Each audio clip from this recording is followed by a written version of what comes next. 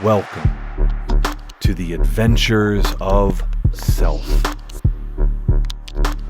Conversations with ordinary and extraordinary people as they explore what it means to be self-expressed. Come on in. Join the adventure. So, welcome to the Adventures of Self, Charles Collins. Good morning, Taylor. Actually, good afternoon on your side of the world and good morning on mine. Yeah. I love the fact that, podcasting and technology now allows us to sort of do this sort of time and space travel across dimensions, across oceans, and really, have a chance to connect. It is a great thing, especially for as we go through our lives looking for the mentors that we want to learn from, and we're out their doorstep. It's a fabulous new medium to be able to do that. So I find that one of the best things that's coming out of it. Yeah. Well, you've kind of opened the door very quickly into mentorship. So let's start from there and see where we go. I think there's a lot. I'm really excited about this episode. There's a lot that I want to cover with you. I think we have a lot of synergy, and I've got a lot to learn from you as well. So maybe you can take on the mentoring role to begin with, and we'll see where we go. So that sounds great. What is a mentor? What is a, it's like people can imagine what that is, but we don't have them, as a sort of a professional capacity. We have adults and we have parents and we have bosses, but we don't really have like an agreed concept of what a mentor is in today's society. I think you're right. In today's society. However, the interesting thing that I've been noticing, because I'm always looking at these four phases of life, and mentorship being that final fourth phase, that of course, during our lifetime, we are mentors to one another, and we do provide trusted guidance to one another, especially if we're skilled at something and we can help someone come along. But I've been really quite amazed in my research how many professional environments are revisiting the concept of mentorship and what it means to be a mentor in a formal fashion, and acquire the skills to be an effective mentor to the mentee, so that there are these programs that are arising, in which people are kind of going back to our roots in Greece and Telemachus and Mentor that Odysseus chose. It's interesting that I think that history refreshes itself from time to time, and I think this is one of those periods. Yeah, they say history doesn't repeat, it rhymes, right? It rhymes, okay. That's kind of what I've sort of picked up recently. I think there is this concept of mentorship, and I've been very aware of this. We're going to get into this idea of like life as a craft, and I've had the experience of working in a craft, learning a craft for some period of time, and so had mentors, and I think also I grew up in a single parent household with my mother. My parents were divorced quite early. And while I had a relationship with my father, it wasn't obviously a daily relationship, and it was actually rather challenging in my childhood. And I naturally looked to, particularly as I got into my teen years, I looked to older men as mentors. Now, maybe it was in a way to kind of have a replacement father as such, but I really saw them as like people that I could learn from, that had skills, knowledge that could help me, show me kind of what the lay of the land was, how to deal with particular issues. And so I feel quite blessed in having, a number of men who helped me along my path, along my journey. And I think it's interesting that, you started with mentorship and said, well, this is the this is the fourth phase. And so we're kind of starting at the end, which I like, actually. I like starting at the end and then kind of going back from there. And in your own experience, like, did you have mentors? Did you come to this way of thinking on your own? I did have mentors. I think I understood mentor very early on in my life, especially, as a young kid, and you're working out during your, teenage years, your apprenticeship years, different kinds of things, and looking at different what I'll call imagination visions of your life and what you could be and whatnot. And the idea of mentor often came with the title of master. Someone who was there to teach you something, and someone to whom you were obliged to be committed to the lessons of that master. And so fortunately for me, I picked up on it early. And what I have found throughout my lifetime now, being at the final mentorship phase, is that you start becoming a very selective student over time. As your skills increase through your lifetime, so do the number of mentors for your next skill start to narrow, because you're looking for the next level of teaching and quality. Yeah, that's really interesting. And I think that even as one gets on in age and in skills as well, ability, that one still seeks to have mentors, no matter how advanced someone gets, right? I hear this, right, from people who are very advanced, right, in their whatever craft it is, whether it's sport or art or business, that they still seek to have a mentor, right, that is giving them some guidance, because there's always something new to learn. Yeah, in the way of craftsmanship as taught to our trades and professions for thousands of years across the world, there was an understanding that when an individual achieved a certain level of excellence in their craft, whether it was practicing the law or whether it was hammering at the blacksmith's forge, that one then becomes a peer to those who are masters, as one becomes a master themselves.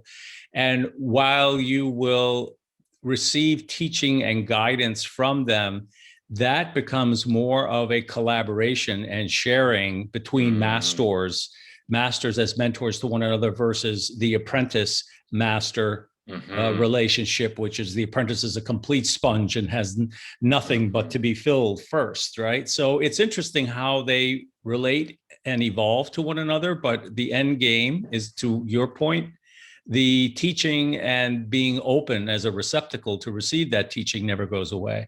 Yeah. And I don't know if you remember, but you picked up specifically on two of the crafts that I wouldn't say I became master in, but I certainly apprenticed and journeyed through both blacksmithing and being a lawyer. So thanks for bringing that back to my memories. And you've kind of talked about a couple things. So I think maybe now we can introduce, because you speak about these four phases of craft, Right. So starts, I think you say it starts with apprentice, It does. The kind of universal phases that you'll find in most occupations, trades, and crafts across the world from time immemorial run something like apprenticeship, journey work, master work, and then mentorship is an actual phase. In some trades, occupations, and professions, you'll hear things like undergraduate, master's degree, and PhD, or you'll hear freshman, sophomore, junior, senior. So while some of the labels may change, the fundamental architecture of those phases of exposure to the knowledge of the trade, the continuous uptake of learning the processes and improving one's execution at those processes in the trade, and then one's expanding use of the tools of the trade and the skill by which one is using those tools as you move through those four phases is consistent. It's universal in almost every trade through all of human history. And so that is what really eventually I peeled away the disguises or the masks or the beautiful costumes of the cultures and the trades and found that those four underlying stages are universal everywhere and can be understood and practiced. Yeah, and I think when we first spoke, and what attracted me to your work is the I like simple structures. Yes. I have at times in my life got things very complicated, and I've confused myself and invariably confused other people because I thought I needed to, have this huge, massive understanding of things and, like the 17-point systems and whatever. And I would confuse myself and feel like, oh, I've just got another 12 to go and figure all this out. And I've really, one of the blessings I have in my, I suppose my mastering years, is to really simplify. So, I like 3s, 4s, 5s. That's about it, right? And I really appreciate, taking something down to a very simple structure, like 4 phases of life. And what I like in particular about it is because it's a guide. It's a metaphorical guide, but it's not a strict, like when we do go to, say, people that go to, well, I think I have it in high school as well in the US, and in university, right? Freshman, sophomore, junior, senior, right? Okay, those are specific years that are well understood, but these are sort of more phases rather than strict ideas. And so what I like about it is that there's simplicity, but there's profound possibility within those.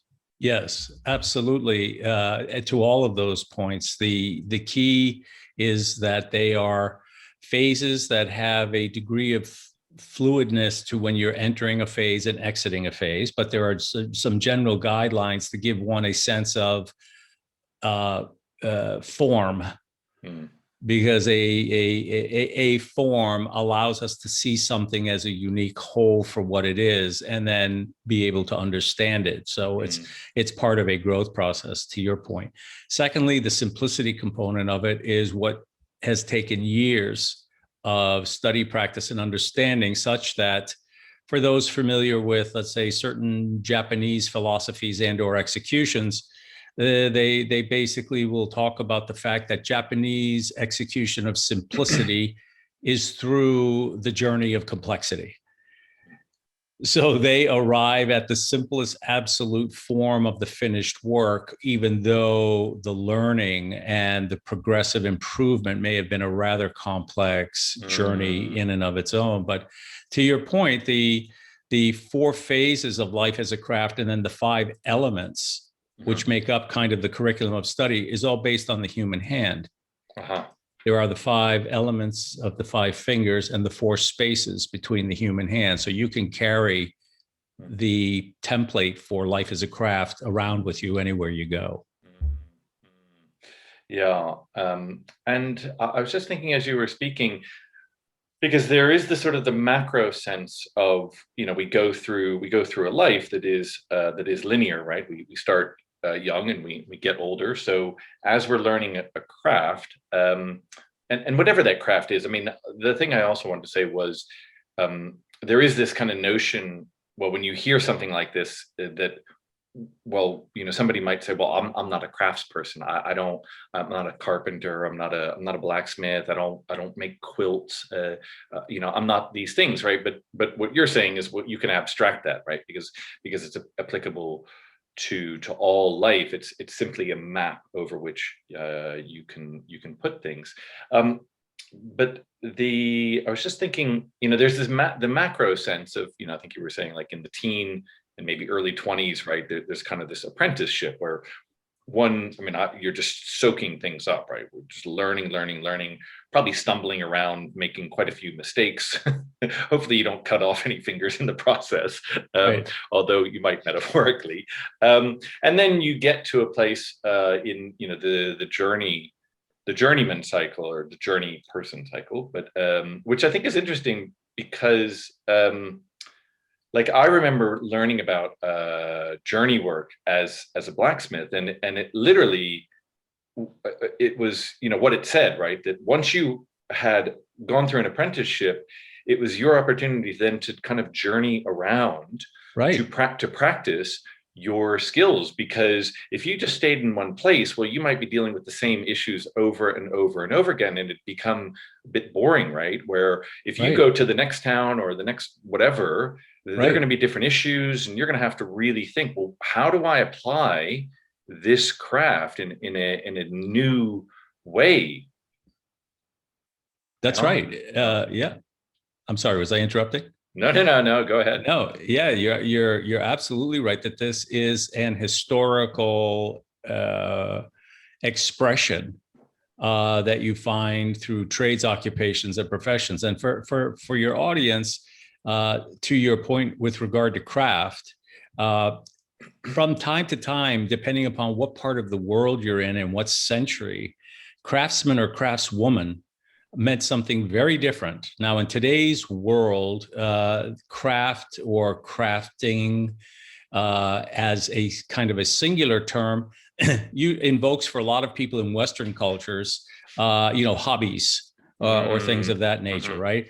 If you then extend it to craftsman or craftswoman, it then may invoke images of someone who's working with their hands in a particular medium, whether it's a builder, a carpenter, a bricklayer, or whether it's a sculptor or, potter or something along those lines. But and craftsperson or craftsman or craftsmanship often refers to something that's done with high quality and excellence. So that kind of, for most people, ends up being a common definition that will come to most people's mind. But technically, craftsman and craftsmanship, craftswoman, craftsperson, actually in most of the ancient cultures, going back to, let's say, Plato's dialogues in Greece, it referred to everything.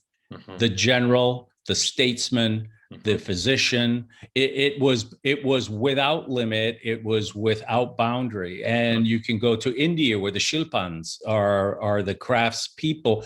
They were philosophers, designers, workers in the arts of love. The Kama Sutra is the result of craft work. So it is an applicable process and way of thinking and way of doing that is applicable to every way of life and working.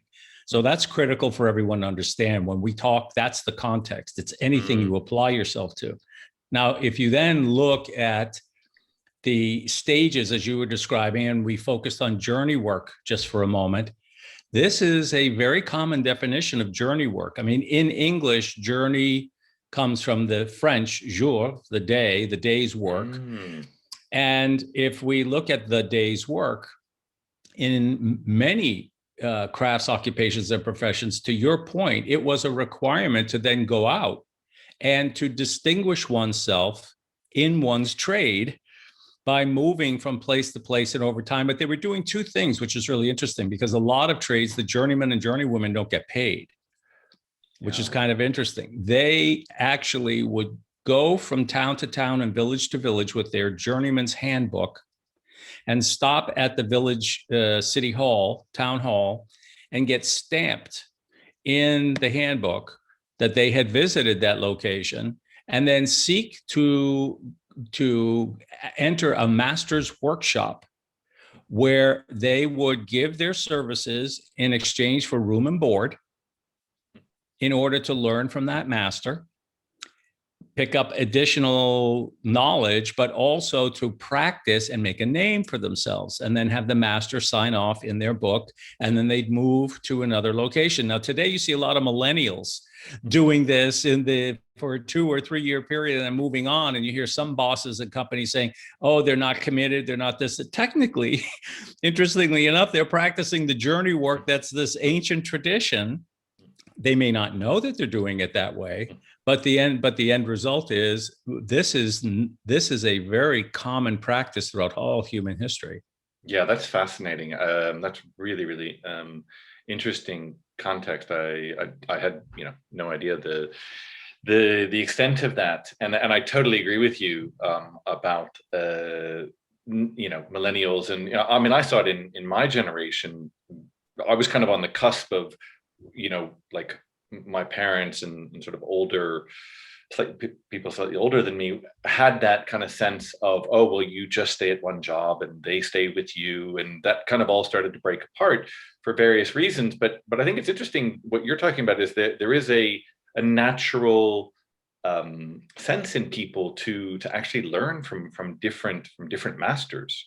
And I definitely know a lot of people who have done journey work in various ways. Either they've moved from one company to the next, and invariably in our sort of global world, people literally journey. I mean, I've lived in several countries, 4 or 5 countries, and have journeyed through different careers. And I know a lot of other people who have done very similar things, and I think it's true that the sort of the younger generation does that sort of like takes it almost to the extreme. And you might say, oh well, that's, as you say, like that's a lack of commitment, but actually they're very committed to they're finding the thread that truly interests them, and if they get up against something that's not there, then they move on to the next thing that is in line with their truth. So that's really interesting.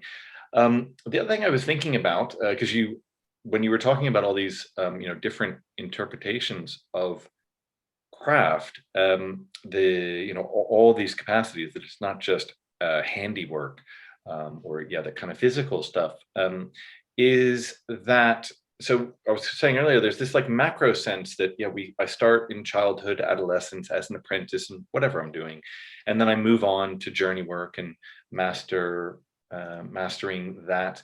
But that at some point, now I'm sort of I'm 51 and there, but if I take on something new that I've never done before, I will now be an apprentice in that. And there's kind of an assumption that like, oh well, I should know this by now, right? But but what's good about this is like, then you can apply this in a micro sense to any particular thing.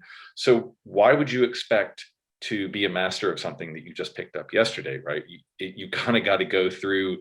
It's a natural process. You go from step to step to step, and that's really necessary in terms of how you actually become a master. Because like I remember when I was working as an apprentice blacksmith, I mean, I had no idea really what I was doing, and I had definitely a master blacksmith who would say, okay, I want you to do this and this and this today, right? And I would kind of do that, and I was just starting to get to a point of learning enough that I might be able to actually put something kind of together myself from my own thought. Very, very, quite simple things, and I couldn't have done the things that he was creating because he'd gone through 30 years or more of that craft, right, to get to that mastery state. You bring up some really interesting points, specifically with regard to the macro and the micro. The concept behind so starting with the micro, when we go into our trades, our occupations, our professions, our vocations, whatever word you want to use, that which we spend time significantly focusing on to learn and to practice and to become excellent, there is, for every one of those trades, occupations, and professions, the apprentice, journey work, masterwork, mentorship phase. Period. And each has its own unique body of knowledge. Each has its own passages from when your mentor teacher considers you've moved through onto the next phase and the next phase. Each has its own guilds, societies, and associations where you seek admittance as a master and present a masterpiece to determine whether or not you, in fact, do have the skills and executed correctly a work that meets the standards. So for the listening audience, the first important idea to always embrace is that in life, as we live it for 80 years, there are multiple topics that are constantly coming across our workbench or that we are bringing onto our workbench that we want to spend some time and attention to. And when we begin that journey, moving into those from the apprenticeship and into other phases, depending upon our particular needs in that topical area, we may achieve a certain level of proficiency, which is appropriate and satisfactory to the requirement that we have of ourselves or the knowledge in that particular area. Now, in some areas, we'll get through apprenticeship. In some areas, we'll move all the way to mastery, right?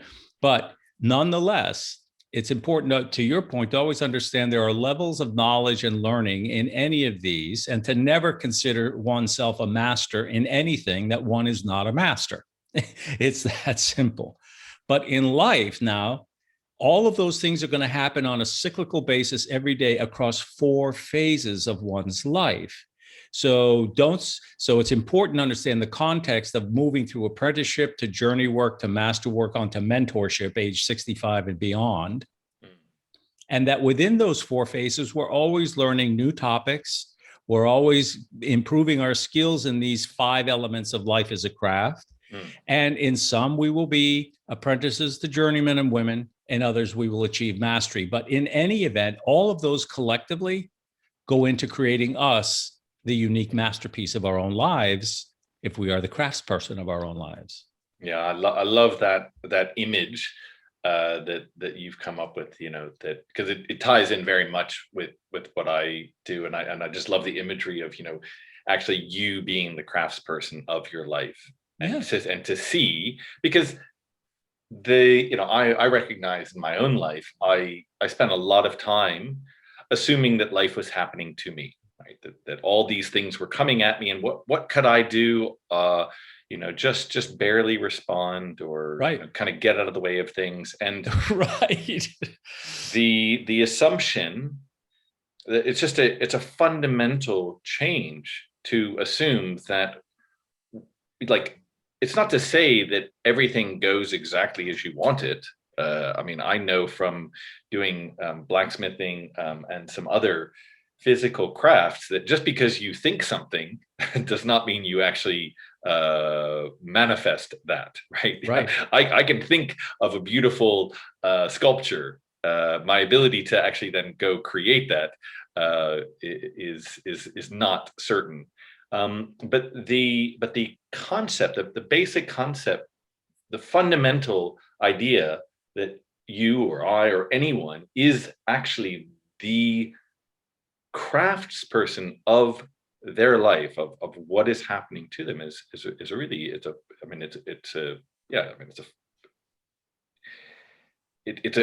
fundamental, sort of like orientation or shift for most people.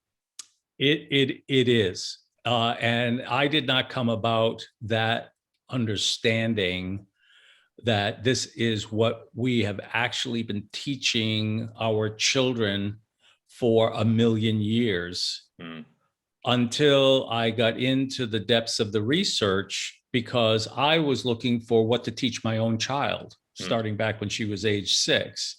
And so that journey started taking me down and understanding that all of the things that we are trying to teach our children, all of the things that we wish them to be capable of managing across a broad spectrum of topics and subject matter beyond that which they teach in school, is all toward the idea that they would have a certain degree of self-preservation and self-capability and self-growth capability. And at the end of it, the realization was, this is effectively taking this human life, our primary material, and having the skill to shape it in a direction where it becomes a masterpiece, a masterwork. And how can you do that if you are not trained in the skills to do that? Otherwise, it becomes your masterpiece is sitting in the backyard, and the winds of time and fortune or misfortune are blowing on it, to your earlier point.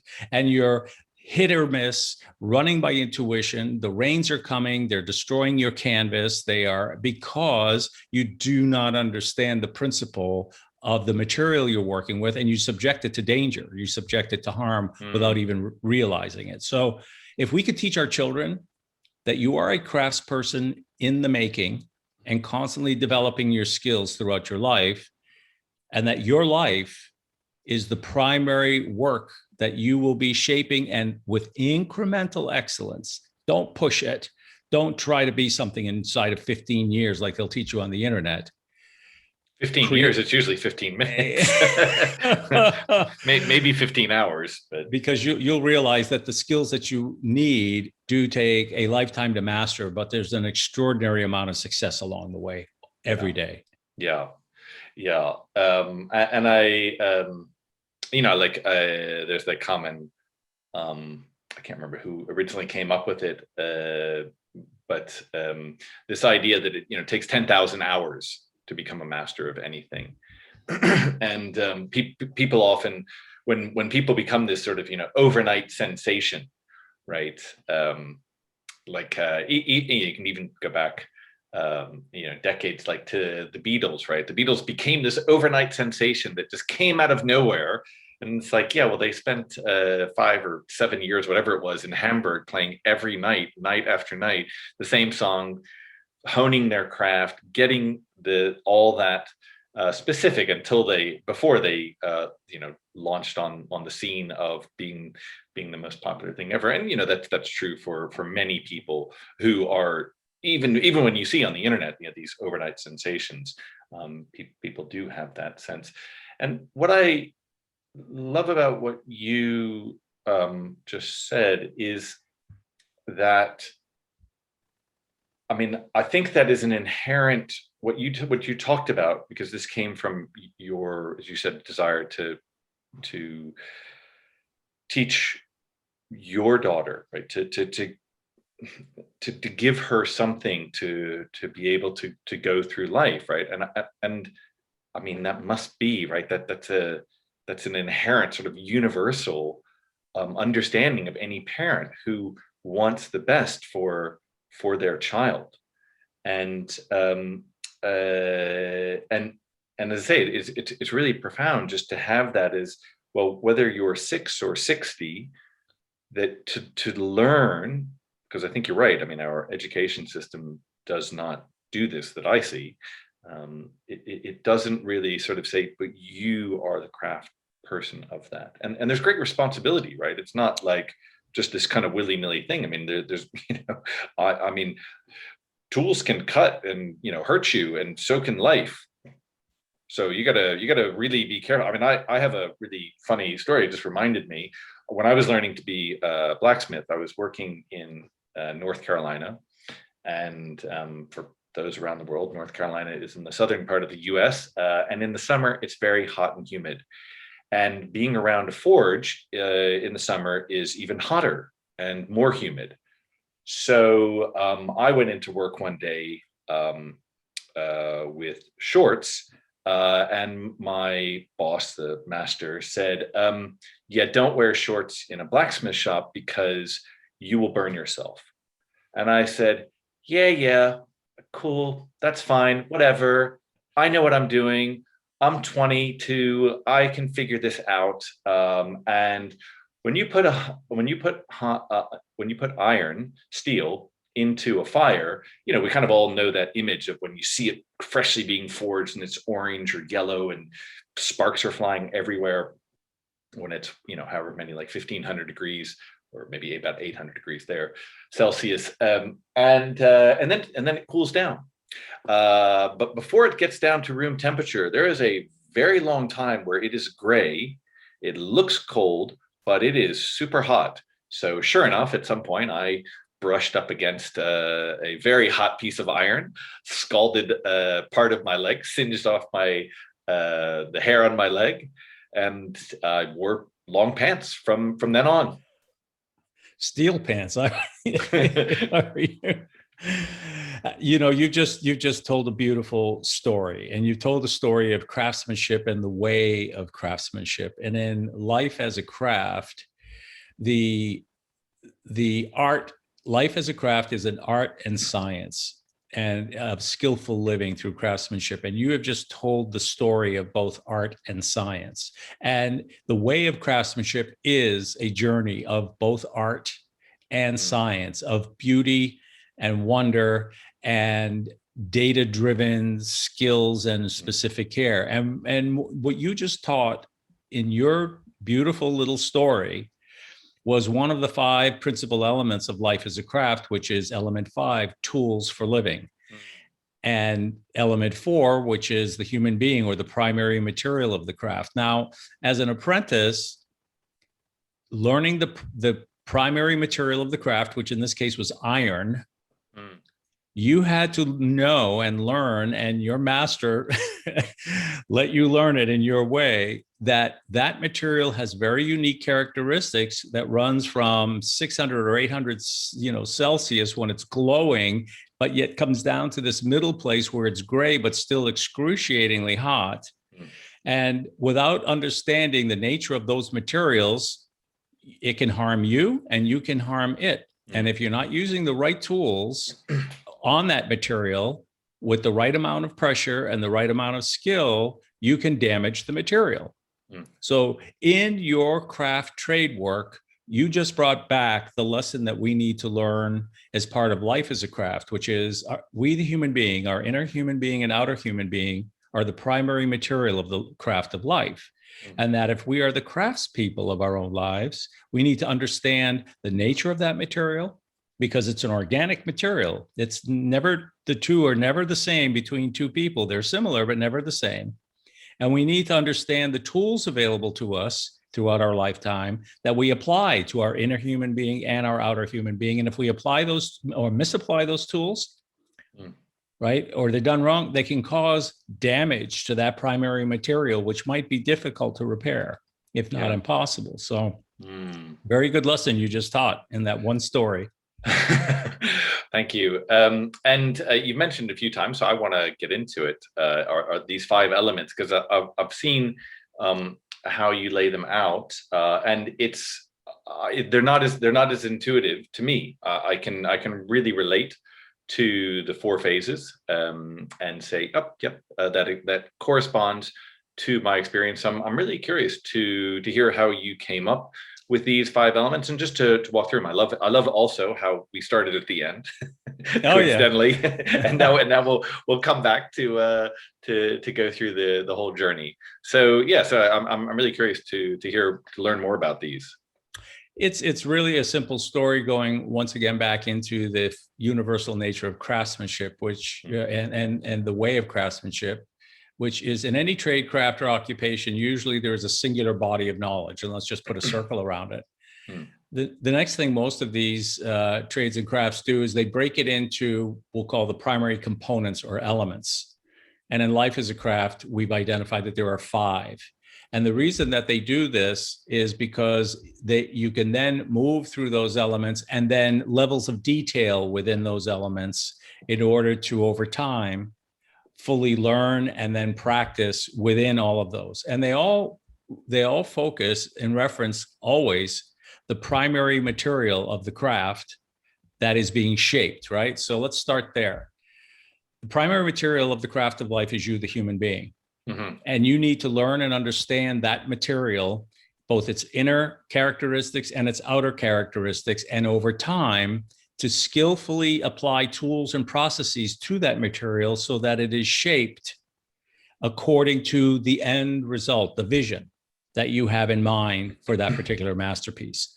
So if we look at that primary material, as a master would be looking at the trees in the forest and saying, this is pine and this is walnut, and taking them through, let's take a look at what's the difference of how each of these grow. So the 5 elements really are focused around how the human being is raised up, and then what are the tools that we're using to shape it. Element one is family heritage. Family heritage, our past, the cultures we live in today, and what we're going to leave for the future generations. Family heritage is the place where human beings begin. It's the gardens that we grow from. And that heritage has an enormous impact on the characteristics of us as a primary material. And think of a pine that's growing in the Carolinas versus a walnut that's growing up in a colder northern climate. And that environment in which they're growing is the heritage of those individual things. Now, they're both trees, but the characteristics of the heritage, what's surrounding them, is going to have a significant impact on the quality of that material. You with me? Yeah, that's fascinating. Really interesting. Element two is family and household management. So now let's take a look at those individual trees again. One is growing inside a hothouse, and the other one might be growing out in a tree farm, let's say, and in an outdoor area. Those that are managing that hothouse and or that tree farm are the managers. And this is very much like managing a master's workshop. So how that tree is being raised inside that particular manager's workshop is the way in which we as managers of our households are managing our micro workshop called our home. And the skills that are required to be a master of a workshop, in many trades and professions, you had to actually apply for a license and then go for training for more than a year before you were given the right to open a master's workshop. Because they said, not only is it important that you know the trade because you're a master in the trade, but now you need to learn how to operate the workshop. Well, if we look at ourselves as parents or guardians, caregivers to a family, we need to understand that that's a new skill set that we need to bring on. And that has to do with the way that we manage the family internally, processes and procedures in the house, the rules of the house, so to speak. You know, is it dictatorial or is it a collaborative household? You know, so all of these things, parenting skills, guardianship skills come in, and they have a tremendous effect on the children and apprentices growing up in that household, because as they leave to go off into their formal apprenticeship, age 14, 15 or beyond, how they were groomed in that household by the guardians, the managers of that household, has a significant effect on the state of that human material as they go out into the world for their next level of training. So far, so good. Yeah, amazing. Really, really interesting. I love how it goes, because you know, like the first element is kind of the super macro. Right. Yes. So it's like, well, there's a species of walnut, there's a species of pine, or there's, you know, this person from, you know, like, yeah, that's really interesting. And so, yeah, there's woodwork, there's writing, there's different things, but then how that gets applied or you know, brought into a particular thing, it's like, well, there's, you know, for writing, you know, it's like, well, there's journalistic writing, there's poetry, there's you know, writing TV shows or ad copy for you know, advertisements. And so, yeah, so really, really interesting how then you bring it into it sort of a yeah, kind of more condensed or specific way of looking at the whatever that craft is. Yeah. Okay. So we're down to the individual family of trees and how they're raised and grown, whether it's on a farm or out in a forest, or you know, where what the characteristics of that sort of micro location are. Yeah, exactly right. Yeah, your geolocation, that's the heritage around you. The rainfall, the sunshine, those are the heritages, the cultures, the stories, the traditions, all of those things that surround us. That's what initially grow us as human beings, and we're imprinted with those things. So in order to understand the primary material of the craft, every time you sit down at a dinner table, you talk about stories of Aunt so-and-so or Uncle so-and-so, and you go back and then you look at today's world that you live, that heritage has a tremendous impact and consistent daily influence on you for the rest of your life. And if you understand that, you're looking at that and looking at how it's affecting you and deciding, is that shaping me in a manner that's consistent with what I'm becoming, or do I wish to move in a different way. So stay with that. The other thing is then the individual household is the individual manager's or master's workshop. As a journey person moves from workshop to workshop, they see very different management styles in those workshops, right? And some workshops are run because a workshop is a commercial enterprise. Well, so is a household. In fact, the household as a single type of business manages more money, and there are more households as individual standalone businesses than any other industry on the planet.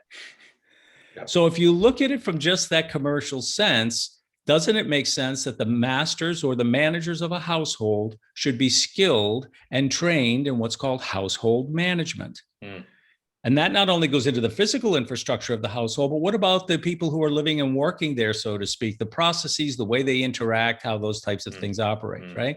The third element in Life as a Craft says, okay, we've got where the workshop is located. It's in XYZ state or country. We have the managers of that particular workshop that are learning their skills. But now, as a commercial enterprise, there has to be business or cash or money flowing in and out of that workshop in order to keep it vibrant and alive. And in today's world, personal and family finance is the third element of Life as a Craft. If you do not understand the individual perspectives of the managers and how they see and how they've been trained in finance, you're going to have oftentimes a disconnect or imbalance when those managers try to merge their styles, or they don't have styles, to operate what we'll call the family financial structure. And they're very different, individual from family.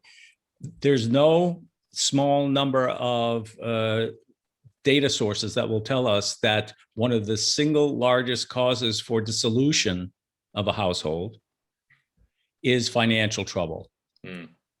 Either financial philosophical trouble or financial management trouble. So the third key element of Life as a Craft is to understand the difference between individual financial skill and family financial management skill. Because when you then come from a household, this is our third step, our third element, when you come from a household that has a balance of those finances and it's well managed by the managers, and it has a richness of heritage in the forest in which it's sitting, that workshop, you're now preparing this human being, which is the fruit of that family. It is becoming a strengthened, guided growth. And when they're around age 14 and they have the rite of passage to go into apprenticeship formally and start moving in and becoming the craftsperson of their own life and taking responsibility for that, the material that they're going to work with has been well groomed. It's been well grown. If any of those three previous elements are not present or out of balance, there's probably going to work that's going to have to be done in element 4, the human being, because now I'm going to look and say, geez, I have to repair this, or I didn't learn that, or so forth and so on. And the final fifth element is tools for living. So now the managers of the household, the masters who have been using tools and processes and shaping that child, they've either doing it skillfully or not. Now that child is going into apprenticeship, that child is now becoming an apprentice and is going to learn more about their material, their human self, and they're going to start to learn about tools and what tools to use to shape one inner and outer human being, and how to apply those tools and which tools to use. And if you don't learn to use tools skillfully, you run the risk of cutting your finger off, basically, or getting burned on your leg, or any of the other things that can happen. So those are the 5 elements that we can travel into some other time. Yeah, no, really, really interesting. And I mean, with the tools, because I mean, it's a really interesting concept. I like how it comes down, it kind of funnels down into the human from sort of element 1 down to element 4, so that it's you, me, or whomever, and that there's this this fifth element that in a way kind of sits outside, but it's what it does. It's what that human uses in his or her journey and journey to mastery and mentoring. And so in the human experience, like what, just I'd like to get a sense maybe of what those tools are, because it can be, I think it can also feel a bit abstract, right? If we're just sort of talking about tools and trees, and I think it's really really useful as a metaphor. But I think just to particularly to give people an idea, it's like, well, what are those tools? I mean, I can think of some things, but I'd love to hear from you. So the tools in life as a craft specifically fall into two categories. They are tools that are designed to shape the outer human being. Mm-hmm. So those tools can be anything from the exercise machines that you use that fit under your bed and that you pull out from time to time. It could be the meditation app that's on your telephone.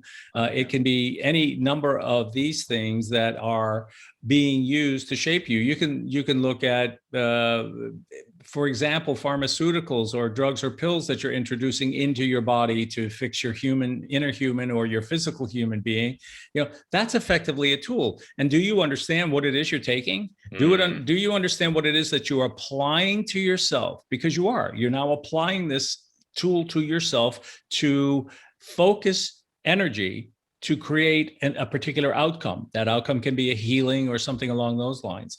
There are the tools for the inner human being, the spirit, the emotions. There are tools that some teachers will tell you, okay, what we're going to be learning is emotional state management, and we are going to learn processes, but we're also going to apply certain exercises that we're going to do on a repetitive basis that is going to give you mental record or mental muscle memory in your mind.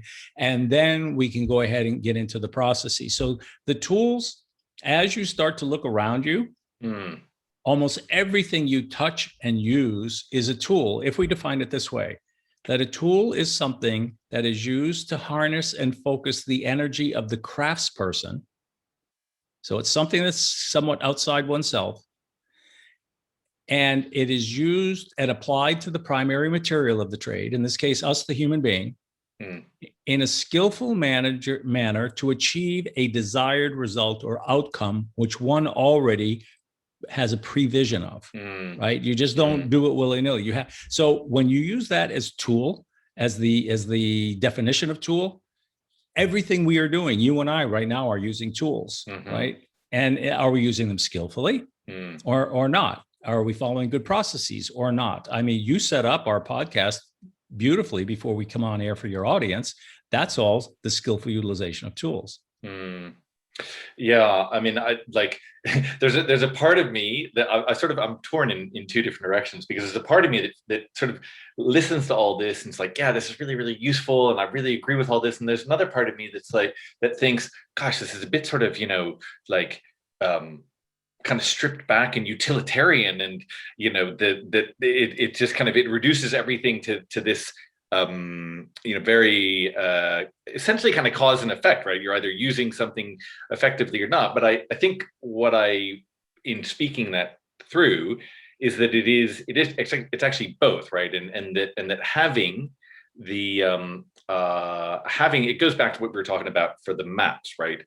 Just because there is an apprenticeship, a journeyship, a master and mentorship, doesn't mean that that's it. It's like, oh, okay, well, these 15 years, that's all you're going to be doing, right? And just sit in a cave or that's your prison, right?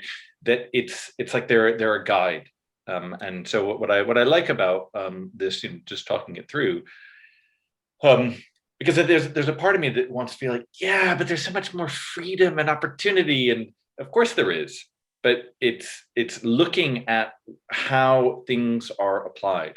Right, because you were saying, well, like so you said something about how these aren't just applied willy-nilly, right? But actually, often they are. I mean, I can certainly speak to my own life, that I was applying various tools, inner and outer. I didn't know what I was doing. I was like, well, let me try this, let me do this, and thankfully, I didn't cut any fingers off, but I did burn myself internally and externally several times. And so I think having something like this as a guide, where it's like, well, this is a framework, this is a map, right? This is an idea. It's a concept that you can use, because it's a way of, what we were talking about earlier, of crafting. It's like, what life do you actually want for yourself, right? We are, I think, in particular, in the crisis we've been going through over the last year or so, our mortality is much more apparent, if it wasn't already. And there is an opportunity to say, okay, so what is it, whether you're 15 or 85 or 105, whatever, what is it that you want to make your life about? How is it that you want to craft your life? And you can use this this map of different phases. You can see these elements as a way, as a guide through that experience, to help you in that experience. It doesn't take away the specifics of how you learn and what's there for you. It's an aid memoir, right? It's kind of like, it's something to kind of give you a little bit of a guide as you go off into the unknown, because every day is unknown. And even if we think that every day is kind of the same, it still is completely unknown, right? And so this is just a guide through that. It is a guide, but it is more so no, or it is at the same time an organizing structure.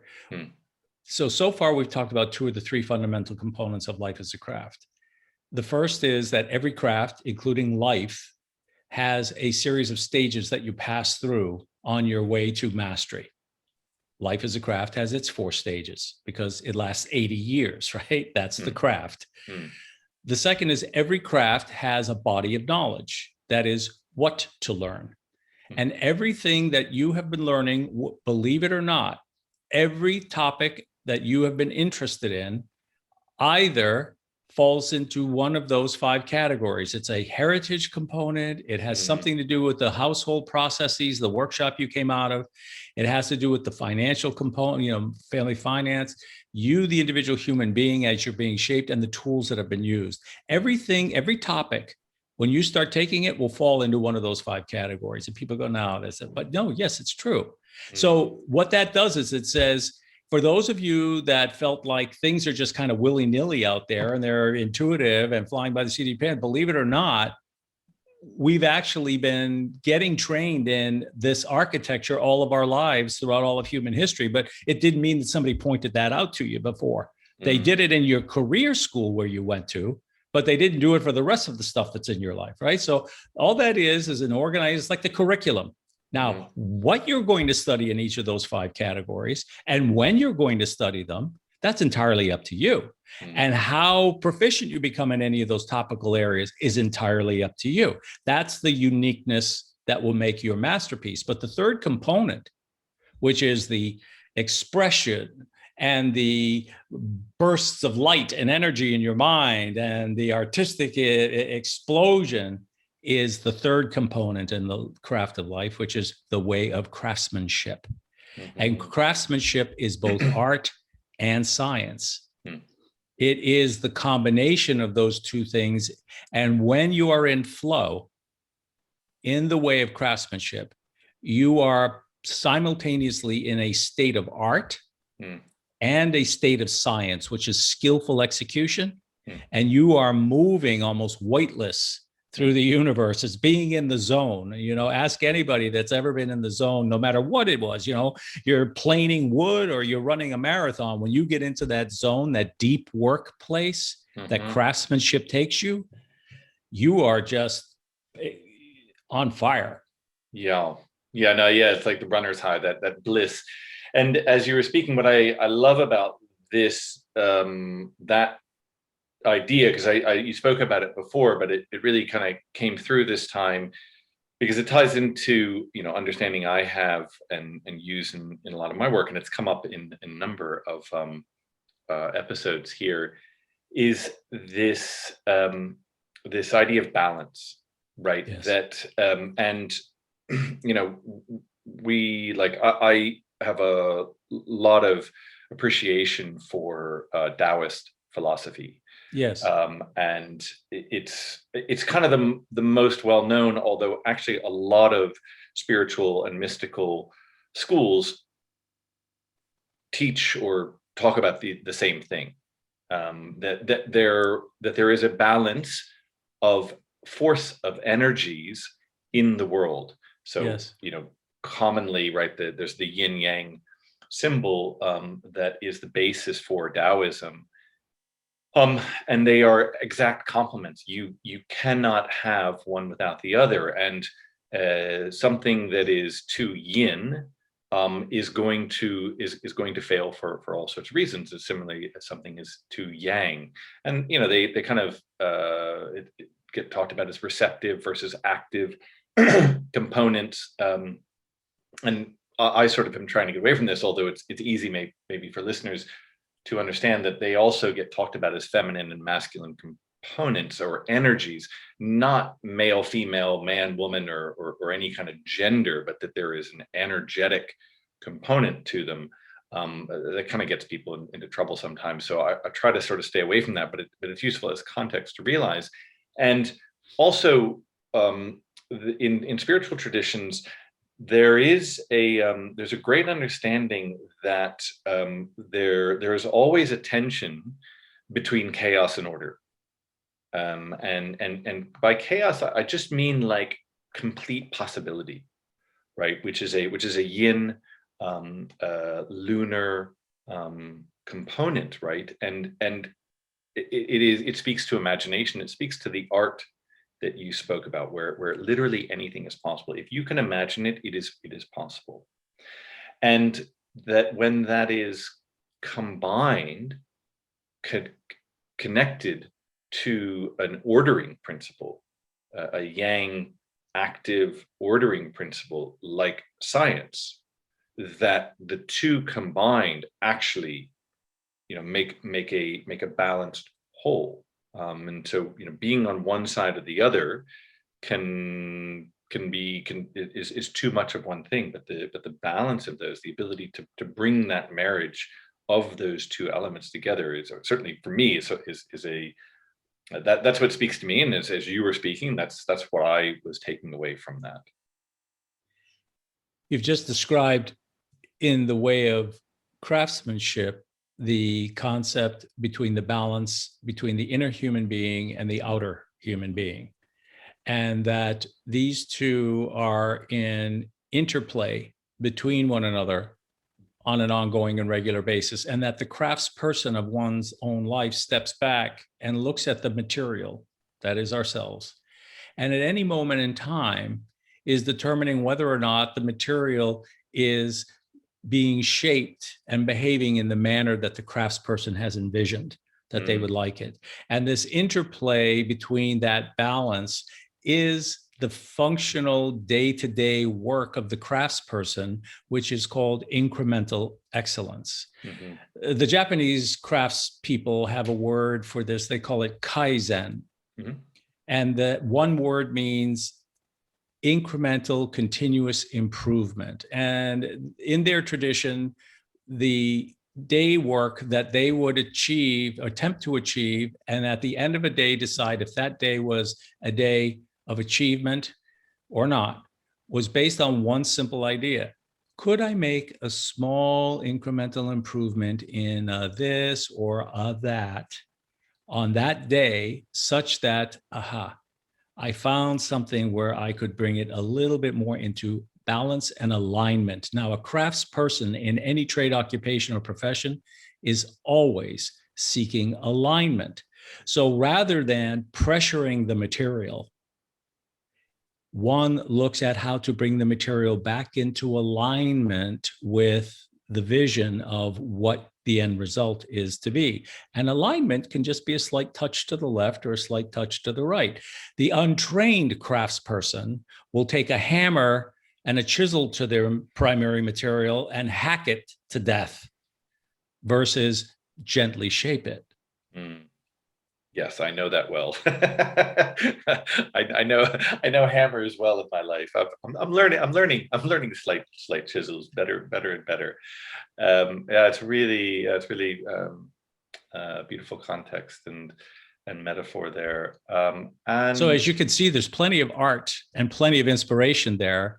yeah, And it doesn't mean you're boxed in or that you're nailed down to anything. In fact, when yeah. you reach the mastery phase of any trade craft or profession, and you reach the mastery phase in life, the primary focus on this next phase of craftsmanship is to learn mindcraft. And mindcraft has as its final deliverable or result to create masterpieces of thought. For all people, no matter what trade or occupation you are in, you're using different materials, including each human being is different. But when you move into the realm of mindcraft, creating masterpieces of thought, every human being as a craftsperson is dealing with the same primary material, human thought. And to create these objects, these masterpieces of human thought, as its end objective, as its end result, creates this incremental improvement in one's masterpiece, right? As we're moving through, because at the end of the day, your masterpiece will never be completed. It will shine, but it will never be completed because it is going to be left at the workbench for the next generation to pick up as their heritage. I just want to, I think we'll start to come to an end, but thank you, because that takes me back exactly to where I wanted to go. So that's a nice synergy here. Good teamwork.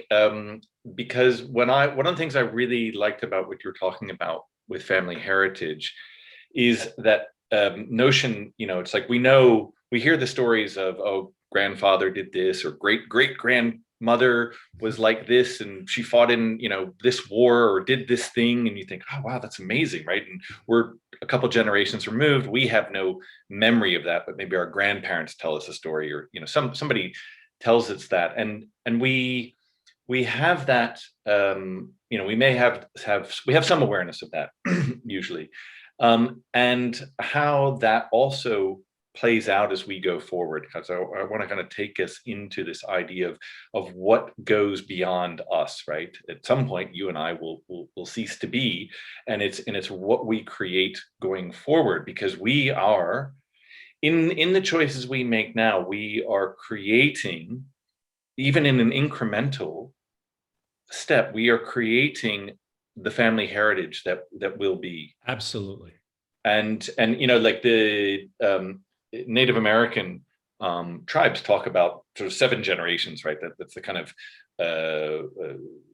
line that they use, that you look back 7 generations and look forward 7 generations. So whatever you're doing here and now, it's come to you from 7 generations. So that, and like I was talking to somebody, I think it was on our 2nd episode around human health and the body, about how in medicine now it's understood, like if your grandparent went through a time of war or famine, right, that created a particular response on a cellular level, and that is, they can show how that is passed on 1 or 2 generations down, that is inherited, right, that becomes a part of you. And I think the Native Americans talk about that going back 7 generations, maybe before it's like too diluted to see, or maybe that's just a way of seeing it. And similarly, what you are doing now, even the incremental changes, is going to be felt. The wake of what you do now will be felt for 7 generations forward. In the way of craftsmanship, when you reach the mentorship phase, age 65 and beyond, there is a single objective in practicing life as a craft, which is the result of what you just spoke of. And that is that this is the time in your life when you will gather together from your master's journal and your artifacts and processes and procedures that you have learned and practiced in the craft, and you will bring them together to create a collection that will be left on your workbench as a tangible artifact, because your work must speak for itself. because you are now the invisible craftsperson. And that tangible artifact, that collection, is what is bequeathed to the next generation to take up, such that they are standing on the shoulders of giants. And if we look at it this way, both this personal building of our masterpiece and the fact that we are, by craftsmanship, one impacts and brings that to the society at large for its benefit, then craftsmanship is immortal. And what we are so what we have received and what we are passing on is our immortality. But in many traditions, sometimes with and without our name, because the anonymous craftsperson was equally as revered as the one whose name was known. Beautiful. I feel like that's a really good place to end. There's a lot of definition and just enough uncertainty and possibility that remains for you, me, and our listeners. So thank you, Charles, for today. Thank you, I really have enjoyed the journey and the mastery and the mentoring that we have and the apprenticeship that we have gone through today. Yes, thank you. Thanks for listening. If you like what you heard, go on, be adventurous. Click the subscribe button. And join us next week for a new adventure. Until then,